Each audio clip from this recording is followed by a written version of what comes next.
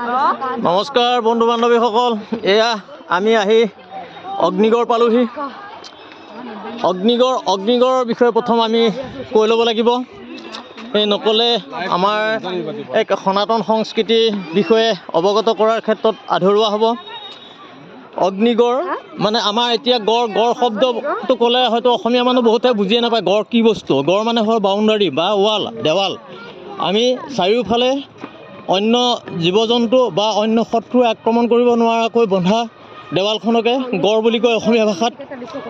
সেই গড় আৰু সেই গড়ৰ ওপৰত যাতে অন্য কোনো শত্ৰু প্ৰৱেশ কৰিব নোৱাৰে সেইবাবে বান ৰজাই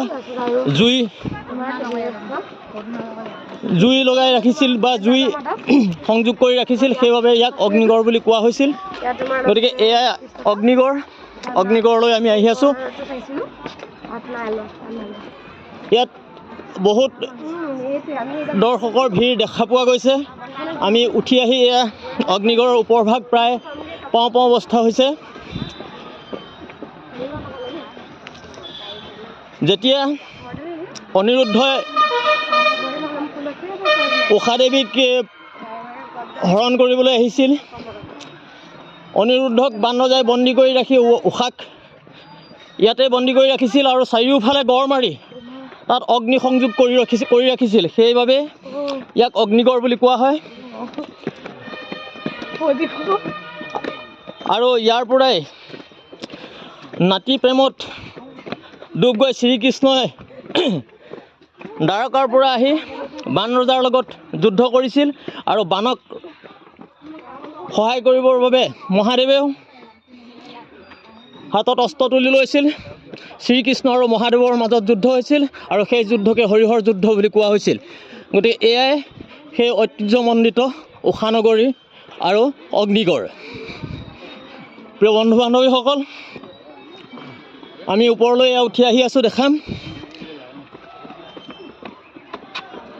তেজপুৰৰ ভিতৰতে এয়া এক ওখ পাহাৰ আৰু ইয়াতেই উষাদেৱীক অনিৰুদ্ধই নিব নোৱাৰাকৈ বন্দী কৰি ৰাখি চাৰিওফালে গড় মাৰি অগ্নি সংযোগ কৰি ৰাখিছিল। গতিকে এয়াই আমাৰ পুৰণি সনাতন সংস্কৃতি, সনাতন ধৰ্ম যে এক পুৰণি ধৰ্ম, আৰু এয়াই প্ৰমাণ কৰে।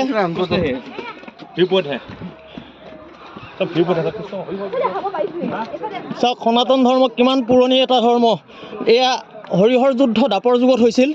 তাৰ আগতেই মই আগৰ ভিডিঅ'তে আপোনালোকক কৈছোঁ যে সত্য যুগতেই হিৰণ্যকশিপুৰৰ পুতেক বিৰোচন আছিল।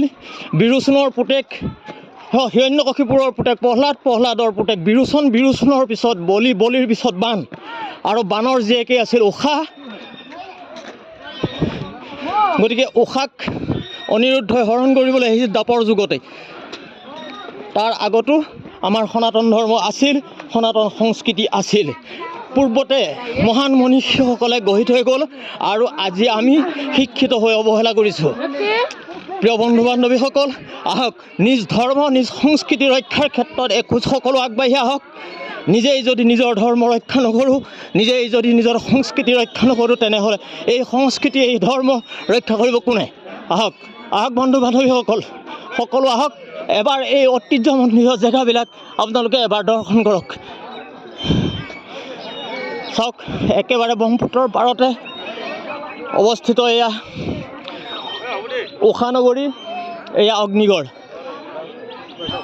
দেখিছে কিমান দৰ্শক ইয়াত প্ৰতিদিনে অহা যোৱা কৰে, প্ৰতিদিনে আহে, আৰু সনাতন সংস্কৃতিৰ প্ৰতি মানুহ এতিয়াও কিমান আকৰ্ষিত। চাওক ভাৰত স্বাধীন হোৱাৰ পিছত একেৰাহে ৩৫ বছৰ অনা হিন্দু লোকে কেন্দ্ৰত শিক্ষামন্ত্ৰী হৈ থকা কাৰণেই আমাৰ ভাৰতীয় যিবিলাক পূৰ্বৰ সংস্কৃতি, পূৰ্বৰ ৰীতি নীতি নোহোৱা হৈ গৈছিল যদিও বৰ্তমানো ৰাইজৰ হৃদয়ত এই সংস্কৃতি, এই ৰীতি নীতি বা পুৰণি যিবিলাক কীৰ্তিচিহ্ন শেষ হৈ যোৱা নাই।